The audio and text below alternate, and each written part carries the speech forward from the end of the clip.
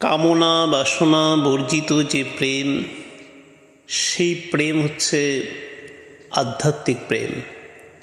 ভগবান এবং ভক্তের যে মিলন, যে মিলনে কোনো কামনা বাসনা নেই, সেই প্রেম হচ্ছে শাশ্বত প্রেম। রাধাকৃষ্ণের প্রেম ছিল শাশ্বত প্রেম। আর রাধাকৃষ্ণের এই প্রেমকে সঙ্গে নিয়েই বৃন্দাবনে যে মন্দির তৈরি হয়েছে তা হচ্ছে প্রেম মন্দির। সেই প্রেম মন্দিরকে দুর্গাপুজোর মণ্ডপে ফুটিয়ে তোলা হয়েছে এত সুন্দরভাবে।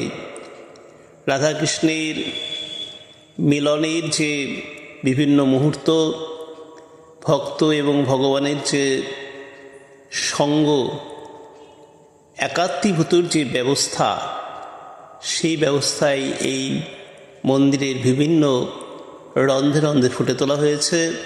আর আমরা সেই প্রেম মন্দিরকে এখন দেখতে পাচ্ছি। আমার এই ভিডিও যদি আপনাদের ভালো লেগে থাকে তাহলে প্রচুর পরিমাণে লাইক, শেয়ার, কমেন্ট, সাবস্ক্রাইব করুন।